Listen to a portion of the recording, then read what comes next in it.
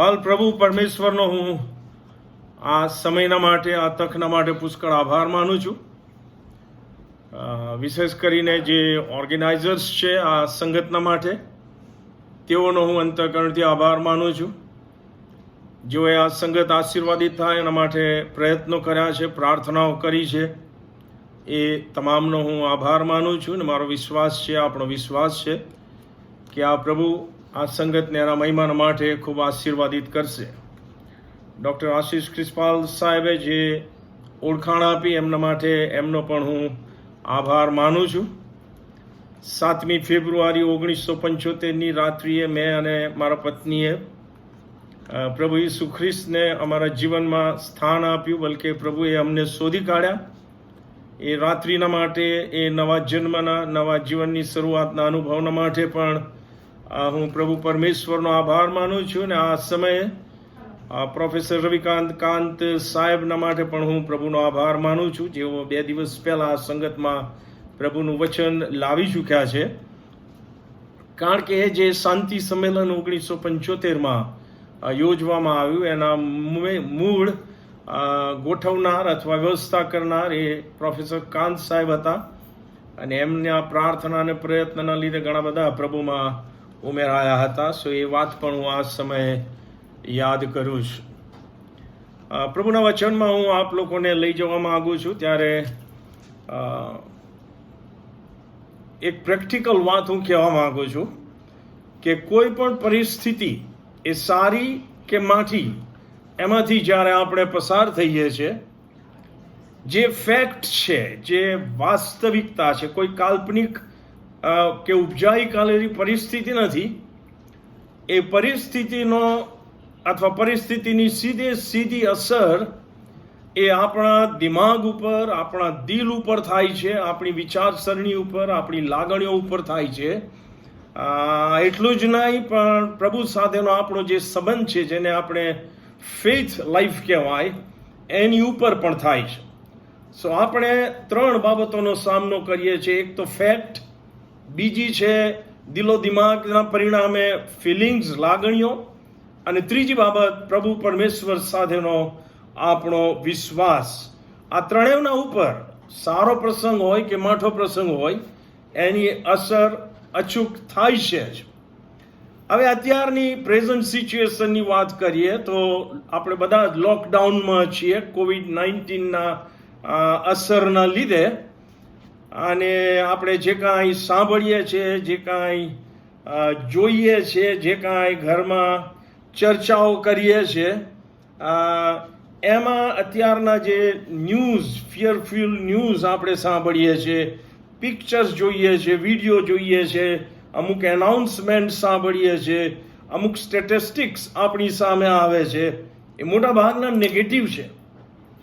અને કારણ કે એ નેગેટિવ છે, એ આપણા દિલો દિમાગ ઉપર, આપણા વિશ્વાસ ઉપર બહુ ગંભીર અસર કરે છે. કારણ કે તમે જુઓ તો ચારે બાજુ અત્યારે એક અસલામતીનો, શંકા કુશંકાનો, અવિશ્વાસનો, બીકનો, ચિંતાનો માહોલ આપણે જોઈએ છે. આજે સવારમાં જ્યારે 4 વાગે મારી આંખ ખુલી ગઈ અને ટૂંકી પ્રાર્થના મેં કરી, પ્રભુનો આભાર માન્યો, અને પછી વોટ્સએપ ઉપર ક્લિક થયું અને મેં જોયું તો એ વોટ્સએપમાં એક મેસેજ હતો કે એક દીકરી, જેના પિતાજી અમારી સેવા દ્વારા પ્રભુમાં ઉમેરાયા હતા, એ દીકરીના મમ્મીએ લખેલું કે મારી દીકરીને, એ RN છે, નર્સ છે, અને એને કોરોના પોઝિટિવ નીકળ્યો છે. અને મારા મોંમાંથી નીકળી ગયું કે પ્રભુ આ કેવું. મેં સવારમાં મારા મિસિસને એની વાત કરી કે દીકરીને આવું કોરોના પોઝિટિવ ટેસ્ટ આવ્યો છે. મારા મિસિસના મુખમાંથી પણ નિસાસો નીકળી ગયો. હું જે કહેવા માગું છું કે જે પરિસ્થિતિમાં પ્રભુના બાળકો તરીકે પણ આપણે રહીએ છીએ, એ નેગેટિવ પરિસ્થિતિ એ આપણા દિલો દિમાગમાં અને આપણા વિશ્વાસમાં બહુ જબરજસ્ત અસર કરી રહી છે. ક્યારે આમાંથી પસાર થઈશું, ક્યારે આ પૂરું થશે, એ અત્યારે ધ નીડ ઓફ ધ આવર છે એનો જવાબ આપણે શોધી રહ્યા છે. મારી દીકરી શીતલ અને એની 2 દીકરીઓ થોડા સમયના માટે અમારા ત્યાં આવ્યા હતા, પણ ત્યાર પછી આ લોકડાઉન શરૂ થયું અને એ અમારી સાથે અત્યારે છે. અને રોજ એ શીતલ સવાલ પૂછે છે કે પપ્પા ન્યૂઝ જુઓ, લોકડાઉન ક્યારે પૂરું થશે કે જેથી હું જઈ શકું કદાચ અમદાવાદ સ્ટીવન દાદાના ત્યાં, કે ત્યાર પછી હું બેંગ્લોર જઈ શકું. સો આ એક ઉદ્વેગ, આ એક મૂંઝવણ અથવા અસલામતી અથવા બેચેનીમાંથી આપણે બધા જ પસાર થઈ રહ્યા છે. હવે તમે જો મારી સાથે આ પરિસ્થિતિને સમજવી હોય તો મારી સાથે તમે યોહાનની સુવાર્તાનો 20મો અધ્યાય અને એની 19મી કલમ વાંચો. ત્યાં મને લોકડાઉનની બહુ જબરજસ્ત અસર દેખાય છે. આપણે જાણીએ છીએ કે ગુડ ફ્રાઈડે આપણે ગઈકાલે જ એમાંથી પસાર થયા. પ્રભુ ઈસુ ખ્રિસ્તને યહૂદી આગેવાનોએ બહુ ક્રૂર રીતે અન્યાય કરીને વધસ્તંભ ઉપર મારી નાખ્યા. શિષ્યો ગભરાઈ ગયા, મૂકીને નાસી ગયા અને બહુ ભયંકર પરિસ્થિતિ હતી. અને આની અસર શિષ્યોના દિલો દિમાગ ઉપર અને એમના વિશ્વાસ ઉપર પડી એ પણ આપણે જોઈ શકીએ છીએ. તમે વાંચો ત્યાં શું લખ્યું છે? ઈસ્ટરનો દિવસ છે, સાંજ પડી છે, સમાચાર આવી રહ્યા છે કે પ્રભુ ઈસુ ખ્રિસ્તનું શબ કબરમાં નથી, ઉઠ્યા છે.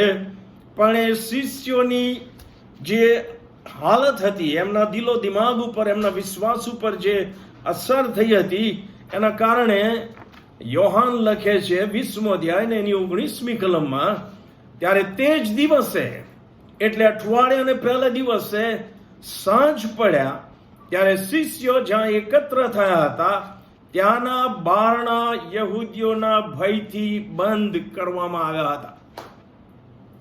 તો બારણા બંધ હતા, લોકડાઉન હતું. બીક ન મારે, કારણ કે આ લોકો હવે ગભરાઈ ગયા હતા કે પ્રભુ ઈસુ ખ્રિસ્ત ને આ રીતે મારી નાખવામાં આવ્યા અને હવે ચોક્કસ એ યહૂદી આગેવાનો અમને પણ શોધીને પકડશે અને મારી નાખશે.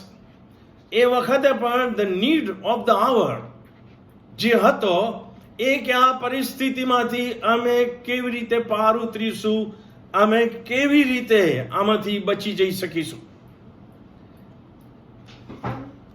જે બાબત ત્યારે બની એ બાબત મને બહુ આશીર્વાદિત લાગી. કારણ કે તમે જુઓ, એ ગભરાયેલા છે દિલો દિમાગમાં, એટલું જ નહીં પણ એમનો વિશ્વાસ તમે જુઓ સાહેબ.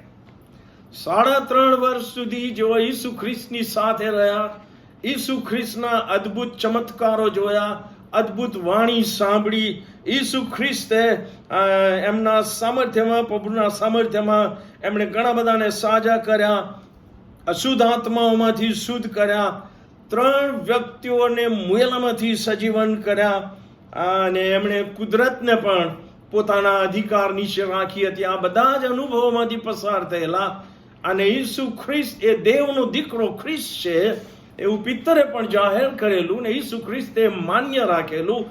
પણ આ પરિસ્થિતિના કારણે એ સગડું એમના દિમાગમાંથી જાણે કે ભૂલાઈ ગયું છે,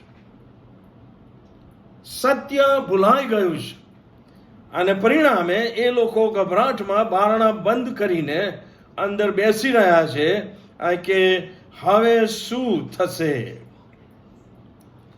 હું વિચારતો હતો કે જો શિષ્યોની જગ્યાએ આપણે પણ હોત તો આપણે બારણા બંધ કરીને બેસી જ ગયા હોત.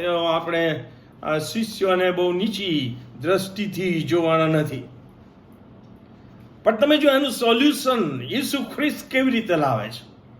તમે વાંચો 20મો અધ્યાય યોહાનની સુવાર્તા 19મી કલમ, ત્યાં લખ્યું છે કે જ્યારે આ લોકો ગભરાટથી બંધ બારણા કરીને બેસી રહ્યા હતા ત્યારે ઈસુ આવ્યા, પ્રગટ થયા ઉત્થાન પામેલા ઈસુ ખ્રિસ્ત, અને તેઓની વચમાં ઊભા રહીને તેઓને કહે છે, તમને શાંતિ થાવ, પીસ બી વિથ યુ. મારી ઈચ્છા એવી હોય કે હું આ પરિસ્થિતિમાંથી નીકળી જાઉં, પ્રભુ જાણે છે કે આ પરિસ્થિતિમાં એક જ સોલ્યુશન છે કે એમના દિલો દિમાગમાં એવી શાંતિ રહે કે જેથી તેઓ એમના વિશ્વાસમાં અને ઈશ્વર સાથેના સંબંધમાં તેઓ દ્રઢ રહી શકે. આ ઈશ્વરની ઈચ્છા, અને તેથી ઈસુ ખ્રિસ્ત એમને કહે છે કે તમને શાંતિ થાવ, જેની આપણને પણ આજે ખૂબ જરૂર છે. કારણ કે સમજો કે આ COVID-19માંથી આપણે બહાર નીકળી જઈશું તો બીજી ઘણી એવી પરિસ્થિતિઓ અને પરિબળો છે કે જે રાહ જુએ છે બાઇબલ પ્રમાણે છેલ્લા સમયમાં જે બનવાનું છે એના પ્રમાણમાં. એ કદાચ આનાથી પણ ભયંકર વસ્તુ હોય, અને તેથી એ તમામ પરિસ્થિતિઓ આપણે એમાંથી પસાર થવાનું છે. ત્યારે આપણી the need of the hour એ peace of God in our mind and in our heart એ છે જ. કારણ કે પ્રોબ્લેમ તો જીવનના છેલ્લા શ્વાસ સુધી રહેવાનો જ છે. પ્રભુના સેવક રવિ ઝખારિયા સાહેબ, મેં જાણ્યું એમ અત્યારે હોસ્પિટલાઇઝ છે, કેન્સર છે. એમનો મેસેજ મેં વાંચ્યો, બહુ જબરજસ્ત મેસેજ એમણે મૂક્યો છે. પણ એ પ્રભુના સેવક જેમણે જબરજસ્ત સેવા કરી, હી ઇઝ ફેસિંગ કેન્સર. શું કરવાનું? ડેન્ગ્યુ આવ્યો, ચિકનગુનિયા આવ્યા, બર્ડ ફ્લૂ, આતંકવાદ, સતાવણી, યુદ્ધની વાતો, સુનામી, ભૂકંપ, રમખાણો વગેરે વગેરે પરિસ્થિતિ જગતમાં રહેવાની છે સાહેબ. The need of the hour is peace of God in my personality, in my total life. અને તેથી વાલાઓ, તમે જો બાઇબલનો અભ્યાસ કર્યો હોય, અને કર્યો જ છે, પ્રભુએ પાને પાને જુદા જુદા સ્થળોએ પ્રભુના બાળકોને પ્રભુએ આ એક ગંભીર બે મુખ્ય આજ્ઞાઓ અથવા 3 આજ્ઞાઓ આપી છે કે તમે ભયભીત ન થાવ. ગમે તેવી પરિસ્થિતિ હોય, બળવાન તથા હિંમતવાન થાવ, ગભરાતા નહીં. Fear not, do not be dismayed. તમારા હૃદયોને વ્યાકુળ થવા ના દેશો, કશાની ચિંતા ન કરો. But trust me in any situation. અને આજનો આ જવાબ છે આજની પરિસ્થિતિનો. અને હું વિચારતો હતો કે શા માટે ઈશ્વરે એના પોતાના બાળકોને, સ્પેશિયલી તમને ને મને, આ આજ્ઞા આપી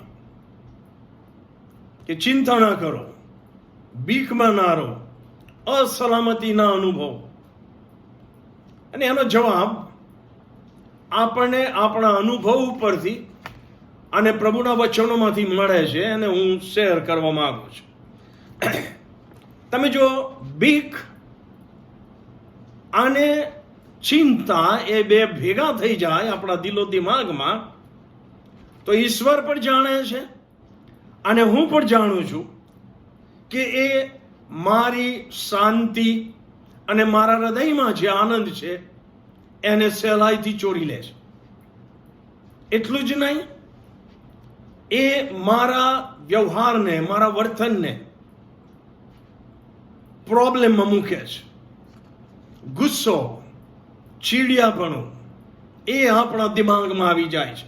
પ્રભુને ઓળખતા છીએ તો પણ રિલેશનશિપમાં ભંગાણ પડે છે, મુશ્કેલી પડે છે.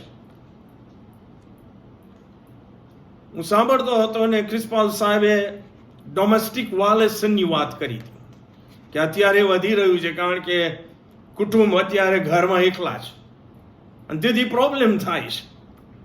કેમ? ચિંતા, બીક, અસલામતી દિમાગને કંટ્રોલ કરે તો એનું પરિણામ આવે છે.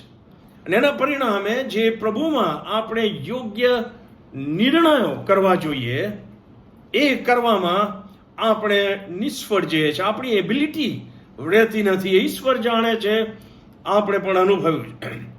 એટલું જ નહીં, જો હું સતત બીકમાં અને ચિંતામાં જીવું તો એ મારા દેહ પર પણ અસર કરે છે. ડોક્ટરો અને માનસશાસ્ત્રીઓ કહે છે એ પ્રમાણે હેડેક, માથાનો દુખાવો, ગરદનનો દુખાવો, અલ્સર, બેક પેઇન, સ્લીપલેસનેસ, ઊંઘ ન આવી, બીપીનો પ્રોબ્લેમ થવો, આપણી જે પાચન શક્તિ છે, ડાયજેસ્ટિંગ સિસ્ટમ છે, એને પણ બીક અને ચિંતા બહુ ભયંકર અસર કરે છે અને તેથી ફિઝિકલી વી ગેટ ડિસ્ટર્બ્ડ. પણ ઓલો એની સામે પ્રભુનું વચન શું કહે છે? તમે જો માથીની સુવાર્તા એનો 6 અધ્યાય અને છેલ્લી કલમોમાં પ્રભુ ઈસુ ખ્રિસ્તે બહુ જબરજસ્ત વાત કીધી છે. આ ચોક્કસ એમણે કીધું છે કે કશાની ચિંતા ન કરો કે અમે શું ખાઈશું, શું પીશું અને શું પહેરીશું. પણ હું માનું છું કે આ ખાલી 3 બાબતો પૂરતું એ સીમિત નથી. એકે એક સિચ્યુએશનમાં આપણે ગભરાઈ ના જઈએ અને આપણે ચિંતા ના કરીએ એવું ઈસુ ખ્રિસ્ત ઈચ્છે છે. અને તેથી સવાલ પૂછવામાં આવ્યો છે માથી 6 અને 27માં, લુક 12 અને 25માં, કે ચિંતા કરવાથી તમારામાંનો કોણ પોતાના કદને એક હાથભર વધારી શકે છે? અથવા એનો જે બીજો અર્થ થાય છે કે પોતાના જીવનમાં એક ક્ષણ પણ વધારી શકે છે. જેનો સ્ટ્રેટ હવે જવાબ છે કોઈ નહીં. એનો અર્થ કે ચિંતા કરવાથી અને બીકમાં જીવવાથી જે નેગેટિવ અસરો થાય છે એ જ થાય છે. એનાથી હું મારી પરિસ્થિતિ કદી બદલી શકતો નથી. ઇનફેક્ટ નીતિવચન 12 અને 25માં તો પ્રભુનું વચન કહે છે કે ચિંતા એ માણસને, હૃદયની ચિંતા એ માણસને વાંકો વાળી દે છે. આ હાલત કરે છે સાહેબ. જો હું ચિંતામાં અને બીકમાં સતત જીવા કરું તો. અને તેથી ચિંતા કરવાની ના પાડે છે. પ્રભુને ખબર છે કે એની આવી ગંભીર અસરો થાય છે. બીકમાં અને ચિંતામાં પ્રભુના બાળક હોવા છતાં રહેવાથી આપણા સ્પિરિચ્યુઅલ લાઈફ ઉપર એની અસર થાય છે. બાઇબલ વાંચીએ છીએ, પ્રાર્થના કરીએ છીએ, ક્વાઇટ ટાઈમ કરીએ છીએ, વર્શિપ કરીએ છીએ, પ્રેઝ કરીએ છીએ. આપણે એની જે આશીષ આપણા દિમાગમાં, દિલો દિમાગમાં, પર્સનાલિટીમાં, આપણા કુટુંબમાં આવી જોઈએ એ આવતી નથી. એ વાસ્તવિકતા છે. કારણ કે એક પ્રભુના સેવકે કહ્યું છે કે વિશ્વાસનો વિરોધી શબ્દ એ અવિશ્વાસ નથી પણ બીક અને ચિંતા છે. વિશ્વાસ અને બીક અને ચિંતા એ બે સાથે રહી શકે નહીં. એ એક વાસ્તવિકતા છે. જો આ સમજમાં હું આગળ લઈ જાઉં તો હું કહીશ કે બીક અને ચિંતા એ એવી પરિસ્થિતિ ઊભી કરે છે કે હું ભૂલી જાઉં છું કે મારો ઈશ્વર એ મહાન ઈશ્વર છે. પણ એની સામે મને એવું લાગે છે કે મારો પ્રશ્ન ઈશ્વર કરતા પણ મોટો છે, bigger than God. And I think that is devilish. એ શેતાનનું એક બહુ જબરજસ્ત મોટું જૂઠ છે. તમે જો માથીની સુવાર્તા 6 અધ્યાય અને એની 25 થી 31 કલમ વાંચો તો ત્યાં આગળ પ્રભુ કહે છે કે તમે વિશ્વાસ રાખો. તમે આકાશના પક્ષીઓ જુઓ, કાગડાઓ જુઓ, તમે ખેતરના ફૂલઝાડ જુઓ, તમે ખેતરનું ઘાસ જુઓ. ઈશ્વર કહે છે કે હું સૃષ્ટિનો સર્જનહાર છું અને સૃષ્ટિ જેને મેં સર્જન કરી છે એની નિભાવી રાખવાની જવાબદારી મારી છે. ત્યારે સૃષ્ટિમાં સર્વશ્રેષ્ઠ કૃતિ તરીકે ઈશ્વરે મનુષ્યને બનાવ્યું અને એમાં સર્વશ્રેષ્ઠ કૃતિ તરીકે એમણે આપણને એમના બાળકો તરીકે બેવડો આશીર્વાદ આપ્યો. ત્યારે આપણે વિશ્વાસ રાખીએ કે ગમે તેવી પરિસ્થિતિમાં પણ એ જ ઈશ્વર મારી સંભાળ લેશે. પ્રભુનો આભાર આવા પરમેશ્વરના માટે.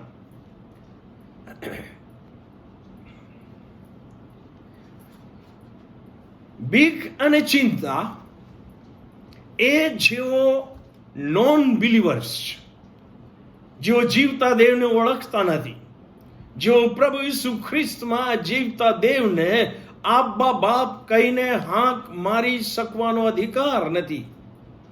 એ લોકોના આભૂષણો છે સાહેબ. બીક અને ચિંતા અને અવિશ્વાસ અને અસલામતી. કારણ કે પ્રભુના બાળક તરીકે હું મારા પરમેશ્વર પિતાને ઓળખું છું અને એ પણ મને ઓળખે છે. ઘેટા અને ઘેટા પાળકનો જે સંબંધ છે, યોહાનની સુવાર્તામાં લખવામાં આવ્યું છે કે ઘેટા પાળક ઘેટાને ઓળખે છે અને ઘેટા પણ ઘેટા પાળકને ઓળખે છે. અને જો ઈશ્વર મને ઓળખે છે તો ચોક્કસ ઈશ્વર મારી પરિસ્થિતિને પણ જાણે છે અને એ પરિસ્થિતિમાં એ મને આશીર્વાદિત રીતે સહાય કરવા તૈયાર છે. એ આપણો વિશ્વાસ હોવો જોઈએ. પ્રભુના બાળકો તરીકે આપણે ગીત ગાઈએ છીએ, This is the day that the Lord has made. We will rejoice and be glad in it. આપણે ગાઈએ છીએ, આજે પણ ગાઈએ છીએ આપણે ગીત શાસ્ત્ર 118 અને 24 પ્રમાણે. હા, ઈશ્વર દિવસ બનાવે છે, પણ તમે જો એ દિવસને આપણી સાથે જોડીએ તો યિર્મયાનો વિલાપ એનો 3 અધ્યાય 22 અને 23 કલમમાં લખવામાં આવ્યું છે, કારણ કે રોજ સવારે ઈશ્વર મારા પ્રત્યેની એમની ભલાઈ, એમની દયા, એમની કૃપા, એમનો અદ્ભુત પ્રેમ તાજો કરે છે. એના માટે હું નાશ પામતો નથી, પણ ઈશ્વરે ભલાઈમાં મને મારા જીવનમાં દિવસ ઉમેરી આપે છે અને તેથી હું ગાઈ શકું છું કે આજ કા દિન યહોવાને બનાયા હૈ. ગીત શાસ્ત્ર 31 અને 15 એ પણ આપણે કલમ વારંવાર ટાંકીએ છીએ. My times are in your hands, O Lord. મારા સર્વ પ્રસંગો હે પરમેશ્વર તમારા હાથમાં છે. શું આ ખાલી આપણી મૌની સેવા છે કે આપણે એને હૃદયથી માનીએ છીએ? પણ તમને ખબર છે, એક શ્વાસોચ્છ્વાસ જે આપણે લઈએ છીએ એ ઈશ્વર તરફથી મળેલો છે.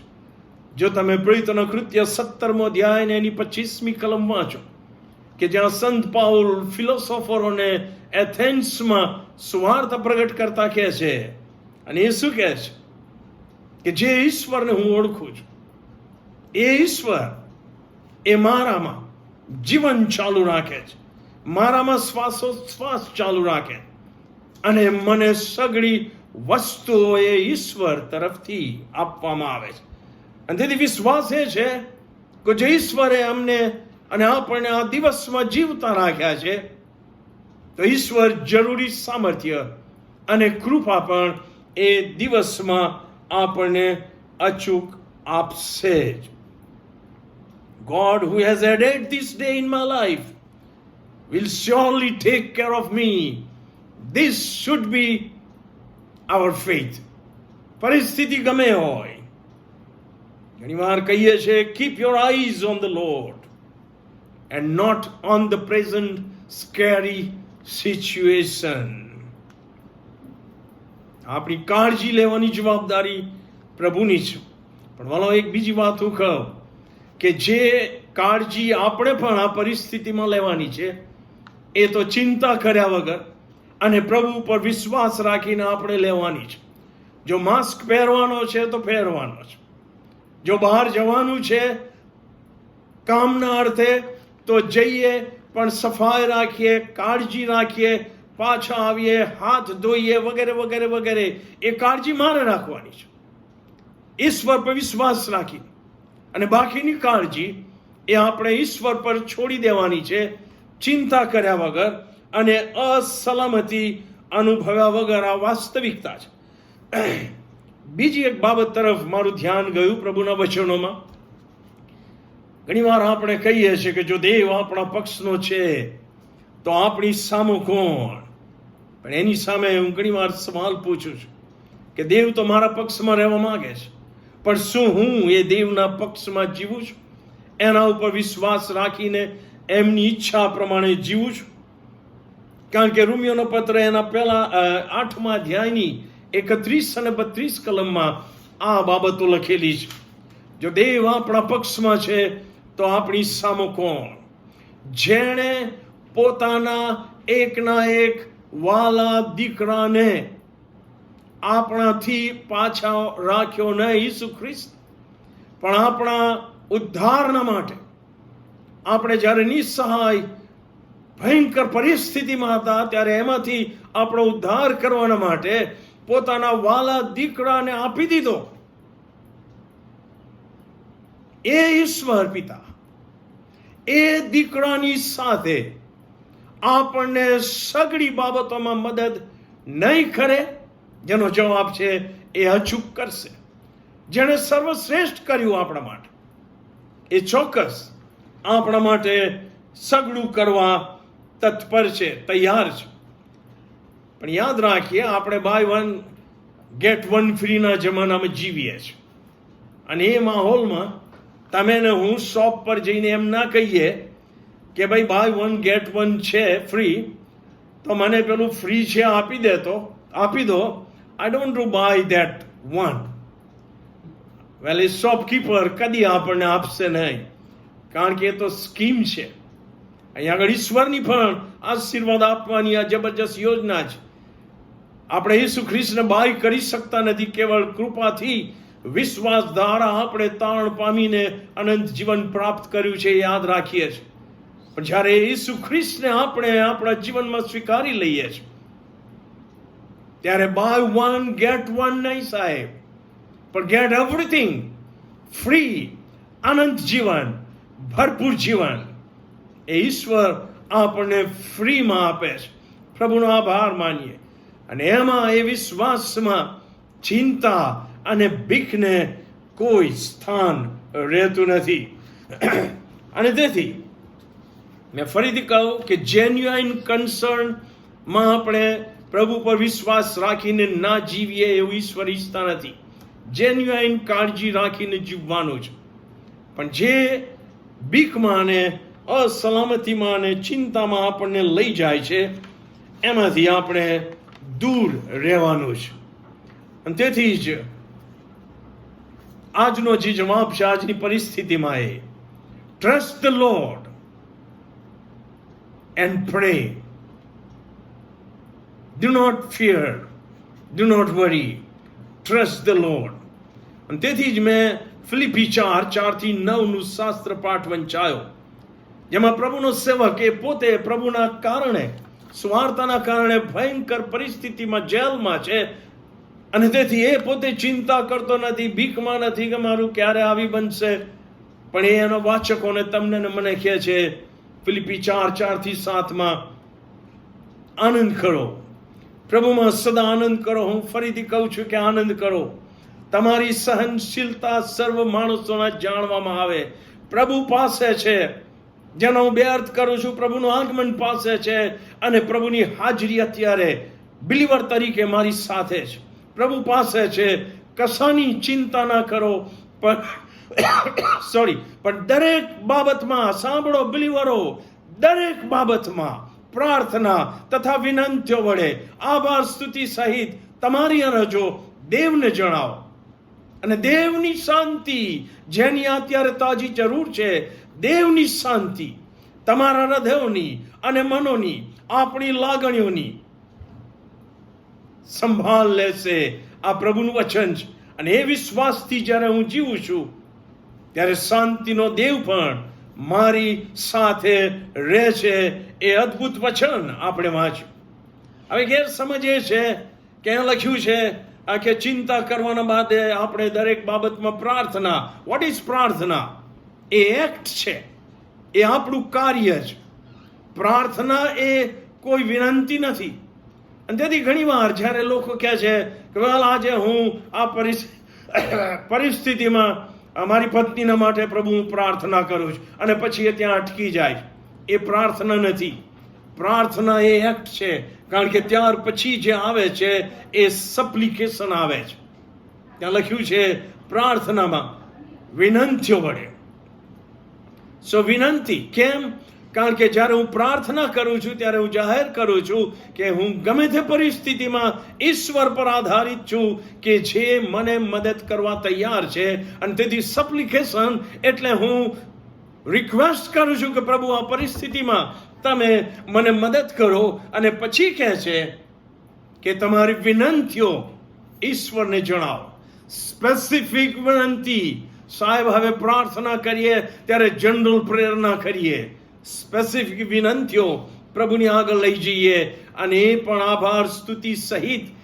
કારણ કે જીવનના આટલા વર્ષોમાં પ્રભુએ આપણને અદ્ભુત રીતે ભયંકર પરિસ્થિતિઓમાંથી બહાર કાઢ્યા છે, અને એ આપણો અનુભવ આપણને આભાર સ્તુતિમાં લઈ જાય છે. અને તેથી આભાર સ્તુતિ સહિત દરેક બાબતોમાં આપણે ઈશ્વરને જણાવીએ અને પ્રભુની શાંતિ.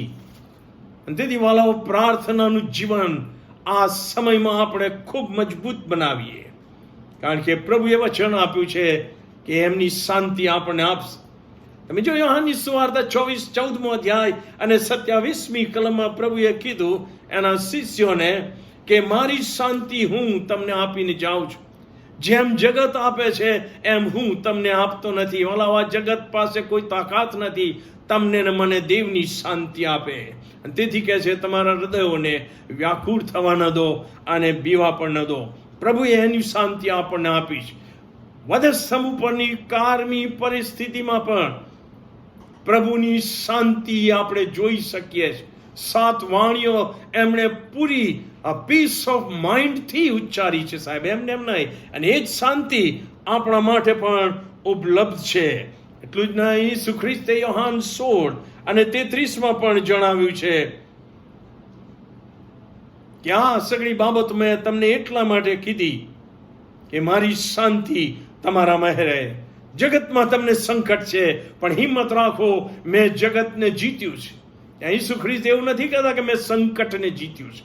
ઈસુ ખ્રિસ્ત કહે છે જગતમાં જે કાંઈ સંકટો છે એ તમામને મેં જીત્યા છે, કારણ કે મેં જગતને જીત્યું છે. પણ એક બે પ્રેક્ટિકલ બાબતો હું આપ લોકોને જણાવું છું. આપણે વિશ્વાસથી પ્રાર્થના કરવાની છે. ચોક્કસ આપણે મોંથી તો કહે છે હું બહુ વિશ્વાસથી પ્રાર્થના કરું છું, પણ એ વિશ્વાસની સાથે કેટલીક બાબતો જોડાયેલી છે, એને આપણે સ્થાન આપવાનું છે. તમે જો માર્ક 11:24-25 વાંચો તો ત્યાં ઈસુ ખ્રિસ્ત કહે છે કે જ્યારે તમે ઊભા રહીને પ્રાર્થના કરો ત્યારે માફ કરો. બાળકો, જો પ્રભુના બાળકો તરીકે હજી મેં કોઈને માફ કર્યું નથી, then forget about your prayer, answer to your prayer. આ બહુ વાસ્તવિકતા છે. ઘણાને આ કડવું લાગશે, પણ એ વાસ્તવિકતા છે. કારણ કે ત્યાર પછી ઈસુ ખ્રિસ્ત કહે છે કે જો તમે તમારા ઋણીઓના અપરાધો તમે એમને માફ નહીં કરો તો આકાશમાંનો બાપ પણ તમને માફ નહીં કરે, તમારી પ્રાર્થના સાંભળશે નહીં. સવાલાઓ માફ કરતા શીખીએ. આ લોકડાઉનના પીરિયડમાં પ્રભુનો આત્મા આપણી સાથે આ આંતરિક વ્યવહાર કરે. યાકૂબ 4:3 પણ પ્રભુનું વચન કહે છે કે જ્યારે તમે પ્રાર્થના કરો ત્યારે વિશ્વાસથી કરો, અને જ્યારે તમે પ્રાર્થના કરો ત્યારે પ્રભુની ઈચ્છા પ્રમાણે પ્રાર્થના કરો. કારણ કે તમારી પ્રાર્થનાનો જવાબ તમને મળતો નથી, કારણ કે તમે તમારા મોજ શોખ પર ખર્ચી નાખવાના ઈરાદાથી માંગો છો. અને તેથી વાળાઓ, સ્વાર્થથી પ્રાર્થના ના કરીએ. પ્રભુના મહિમાને, પ્રભુની ઈચ્છાને ધ્યાનમાં રાખીને પ્રાર્થના કરીએ. અને 1 પિતર અને એનો 3 અધ્યાય અને 7મી કલમમાં ત્યાં પતિઓને લખ્યું છે, પણ હું પત્નીઓને પણ આવરી લઉં છું કે ત્યાં બહુ સ્પષ્ટ લખવામાં આવ્યું છે કે પતિઓએ પોતાની પત્નીઓ સાથે અને પત્નીઓએ પોતાના પતિઓ સાથે, મા બાપે પોતાના બાળકો સાથે અને બાળકોએ પોતાના મા બાપ સાથે ઈશ્વરની ઈચ્છા પ્રમાણેનો માન સન્માન સાચવીને સંબંધ રાખવાનો છે. બાઇબલ બહુ સ્પષ્ટ કહે છે. એ માટે કે આપણી પ્રાર્થનાઓ અટકાવવામાં ના આવે. ખાલી વિશ્વાસમાં છીએ, બિલીવર છીએ એવો દેખાડો કરવાથી કોઈ આશીર્વાદ વ્યક્તિગત રીતે અને કુટુંબ તરીકે મળવાનો નથી, એ તમે લખી રાખજો. આ ભયંકર પરિસ્થિતિમાં મારે ઈશ્વરની શાંતિની જરૂર છે, મારા કુટુંબમાં ઈશ્વરની શાંતિની જરૂર છે, ત્યારે વાલો ચિંતા છોડીએ અને બીક ને ગભરામણમાંથી બહાર આવીએ. આપણે જે કાળજીઓ રાખવાની છે કાળજી રાખીએ, અને બીજી કાળજી આપણી એ પરમેશ્વર રાખશે એ વિશ્વાસથી આપણે જીવીએ. આ પરિસ્થિતિમાં જેઓ કુટુંબોમાં મરણ પ્રવેશ કર્યો છે એ દુઃખિત પરિવારોના માટે આપણે પ્રાર્થના કરીએ. જેઓ હોસ્પિટલાઇઝ છે તેઓના માટે પ્રાર્થના કરીએ કે પ્રભુ એમને કૃપા આપે. અને આપણે જેઓ બચી ગયા છે, પ્રભુ આપણને સાચવે અને સંભાળે, અને એમની ઈચ્છા પ્રમાણે આપણે જીવતા રહીએ. ફરીથી આ તકના માટે હું પ્રભુ પરમેશ્વરનો આભાર માનું છું. God bless you all. Praise Jesus. Hallelujah.